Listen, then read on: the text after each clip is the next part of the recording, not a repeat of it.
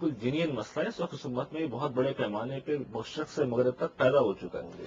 وہ یہ کہ اگر امام غائب تشریف لے آئے تو کس بنیاد کے اوپر ان کی امامت کو مانا جائے گا؟ یہ بنیادی سوال ہے. یعنی اس کے لیے ماخذ کیا ہوگا؟ قرآن ہوگا نا، اس کے علاوہ کوئی تیسری چیز تو ہو نہیں سکتی. سوال یہ ہے کہ وہ قرآن ہمیں کہاں سے سپورٹ کرے گا؟ جب یہ دور نبی کا گزرتا رہا اور اس کے بعد پہلی جس کو تاریخ میں دعوت ذوالعشیرہ کا نام دیا گیا، اور اس کے اندر اپنے اقربا کو بلایا، خاندان کو بلایا، صاحب کو بلایا، سب کو بلایا اور بلا کے اس کے اندر دعوت دی، اللہ کا پیغام دیا. اور اس وقت بھی یہ کہا کہ میرا ساتھ کون دے گا؟ جو میرا ساتھ دے گا میرے بعد وہ میرا جانشین ہوگا، وہ میرا بھائی ہوگا. یہ تاریخ کے مستند جملے ہیں. اور اس وقت بھی 3 مرتبہ آواز دی اور تینوں مرتبہ صرف اور صرف حضرت علیہ السلام کھڑے ہوئے. اگرچہ وہ کم سنی تھی، ان کی وہ عمر ان کی 10-11 سال تاریخوں میں ہے، وہ یہ کم سنی تھی، لیکن پھر بھی وہ کھڑے ہوئے، ان کا میں ساتھ دوں گا. ٹھیک ہے. اس وقت سے لے کر یہ پہلا موقع تھا.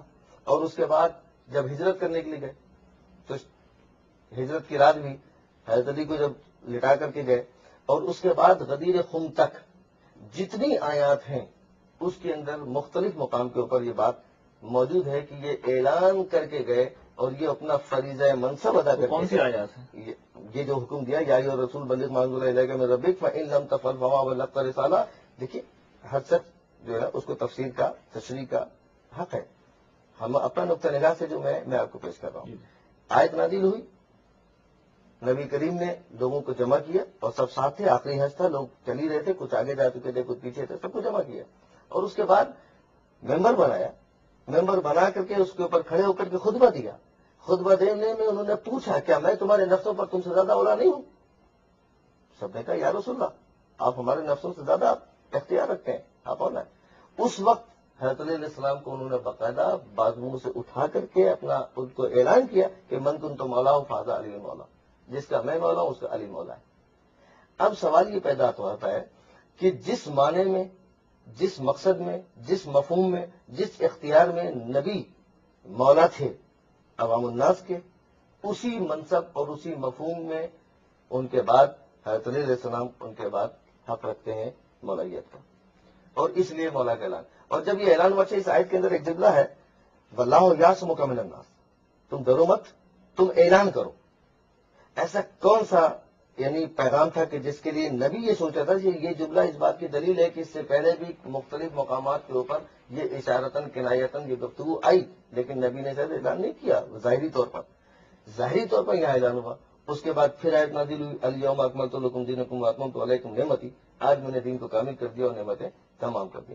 ہمارا نقطہ نظر یہ ہے کہ حضرت علیہ السلام کو باقاعدہ اپنے بعد نبوت کے بعد امامت کے منصب پر اور ولایت کے منصب پر فائز کیا اور اعلان کیا. صاحب علامہ صاحب کی گفتگو آپ نے ملاحظہ فرمائی. علامہ صاحب نے کئی اہم نکات جو ہے اور علمی نکات بیان کیے ہیں، قرآن کریم کے کئی آیات کے حوالے دیے ہیں. میں چاہتا ہوں کہ آپ بھی ان کے بارے میں اظہار خیال کر دیں. دیکھیے ویسے تو یہ جسارت ہوتی ہے، لیکن ظاہر ہے کہ آپ سوال کر رہے ہیں، انہوں نے اپنا نقطہ نظر بیان کیا ہے، تو میں بھی اپنا نقطہ نظر بیان کیا دیتا ہوں. اور میں یہ سمجھتا ہوں کہ اس کو علمی پس منظری میں دیکھنا چاہیے. اس طرح کے معاملات میں زاویہ نظر کا فرق ہوتا ہے. یہ جتنی آیات پیش فرمائی ہیں انہوں نے، ہمارے نزدیک اس کا وہ مدعا و مفہوم نہیں ہے.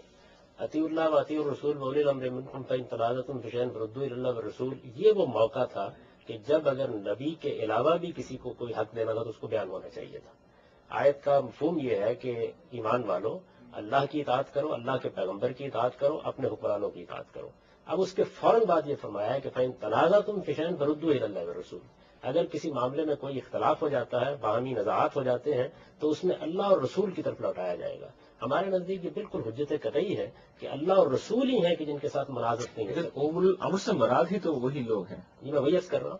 یعنی یہ بات قرآن نے واضح کر دی اس آیت کے ذریعے سے کہ اللہ اور اللہ کے پیغمبر کے سوا ہر ایک سے منازعت ہو سکتی ہے. ورنہ تو کہنا یہ چاہیے تھا کہ اگر اس معاملے میں کوئی اختلاف ہو جائے تو پھر تینوں کی طرف رجوع کرو. بتایا یہ گیا ہے کہ اگر ان امر سے بھی اختلاف ہو جاتا ہے تو پھر اللہ اور رسول ہیں جن کو آخری حجت کی حیثیت حاصل ہے. تو ہم یہ سمجھتے ہیں کہ اس آیت اختلاف کا حق یہ بتا رہا ہے، اختلاف کا حق یہ بتا رہا ہے کہ کوئی اور معصوم نہیں ہے. معصومیت نبی صلی اللہ علیہ وسلم پر ختم ہو گئی. آخری حجت پیغمبر کی ذات والا صفات ہے. الہام القاء کا دروازہ، وحی کا دروازہ ان کے بعد بند ہو گیا. نبوت کے بارے میں خود رسالت میں آپ صلی اللہ علیہ وسلم نے یہ فرما لیا کہ میرے بعد نبوت ختم ہو گئی ہے اور اب اس کے بعد صرف مبشرات رہ گئے ہیں. پوچھا گیا وہ کیا چیز ہے، تو آپ نے فرمایا کہ رویا رجل الصالح. یعنی یہ کسی اچھے آدمی کو کوئی خواب آ جائے، اس سے زیادہ کوئی چیز رسالت میں آپ صلی اللہ علیہ وسلم نے واضح کر دیا کہ باقی نہیں رہ گئی۔ اس آیت میں بالکل نص قطعی کے طور پر یہ بات واضح کر دی ہے کہ ہر شخص سے ہم کو اختلاف کا حق حاصل ہے، ہر شخص کے مقابلے میں اپنی رائے پیش کر سکتے ہیں، صرف اللہ اور اللہ کے رسول ہے جس کے سامنے ہم کو سرنڈر کر دینا ہے، جن کے احکام سے سرتابی کی کوئی گنجائش نہیں ہے۔ جہاں تک سورہ احزاب کی آیت کا تعلق ہے کہ اے پیغمبر آپ اللہ کا پیغام پہنچا دیں، اور اگر آپ نے اس کو نہیں پہنچایا تو گویا آپ نے رسالت کا حق ادا نہیں کیا۔ ہم یہ سمجھتے ہیں کہ یہ آیت جس جگہ آئی ہے وہاں پورا اس کا پس منظر موجود ہے۔ زید کے معاملے میں، سیدنا زید کے معاملے میں ایک بڑی نازک صورتحال پیش آ گئی تھی، نبی صلی اللہ علیہ وسلم نے ان کی شادی کرائی، وہ ظاہر ہے کہ ایک ایسی صورتحال تھی کہ جس میں اب وہ طلاق دے رہے تھے، حضور صلی اللہ علیہ وسلم کو اس کے بعد ایک اور حکم دیا جا رہا تھا، اس کا پوری تفصیل بیان کی گئی ہے، میں اس کی تفصیلات میں اس وقت نہیں جاتا۔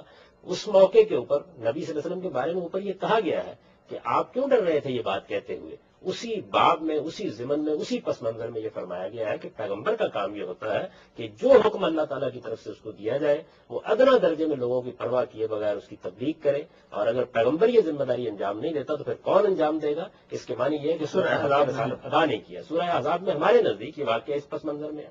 جہاں تک آیت تطہیر کا تعلق ہے وہ تو بالکل ازواج مطہرات کے بارے میں وضاحت سے بات بیان کر رہی ہے، اور آیت تطہیر کا ہرگز یہ مطلب نہیں ہے کہ کوئی معصومیت ہو گئی ہے۔